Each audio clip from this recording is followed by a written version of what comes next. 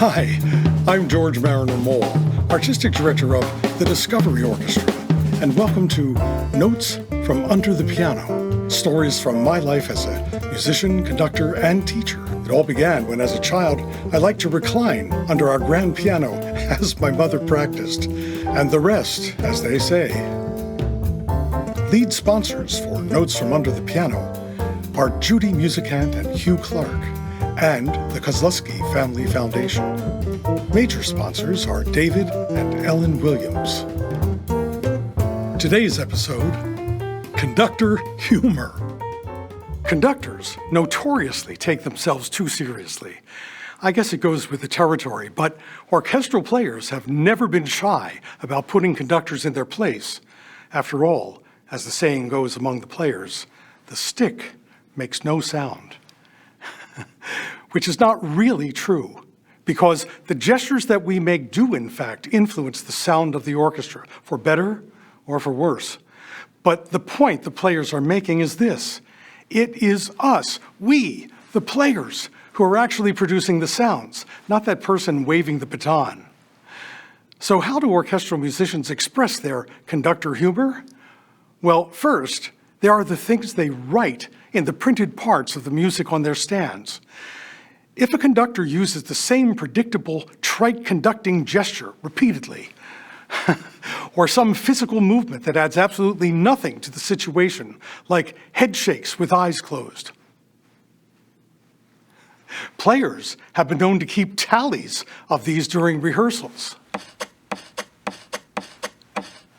The same goes for keeping track of the number of times a conductor makes the same unnecessary comment. And when orchestral parts are rented from a music publisher, you can often find a collection of these remarks that have accumulated over the course of performances by various orchestras around the world.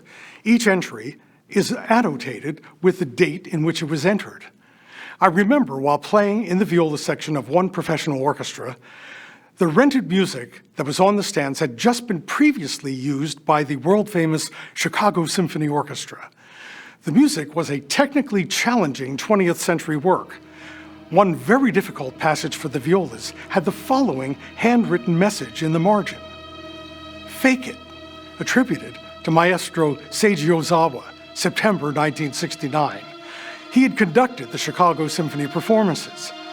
My stand partner added in pencil, "Play every note," attributing it to our music director, who had just said those words. Then there are the conductor jokes themselves. Some are rather mean-spirited. When I moved to New York City in 1975, it wasn't long before I heard this one told to me by a fellow freelance musician. Question: what do you call 3 dead conductors floating face down in the Hudson River? Answer: a start. Some are slightly risque.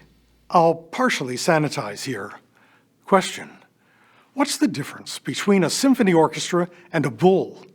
Answer: a bull has the horns in the front and the ass in the back. And my all-time favorite conductor joke?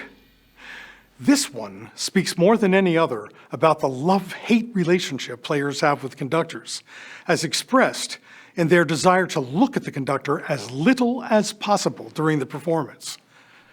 It's just before curtain time at the opera. The house manager peers out from the wings to see there's no conductor down in the pit. Quickly getting on the house phone, he says, "Are there any assistant conductors in the house?" "Nope," comes the reply. Desperate, the house manager shouts into the pit, "Is there anyone down there who can conduct Tosca tonight?" A violist, which is another reason I love this joke, starts waving his bow and yelling, "I know it from memory. I can do it." "Well, get on the podium," barked the house manager. So the violist carefully put down his instrument, got onto the podium, and conducted a brilliant performance of Puccini's Tosca from memory, as promised. The next night, the violist sat down in his chair in the pit, and his stand partner turned to him and said, "Where were you last night?"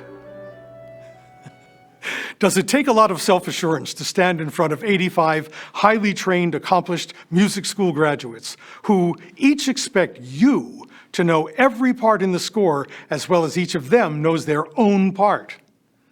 You bet it does. It also helps not to take yourself too seriously.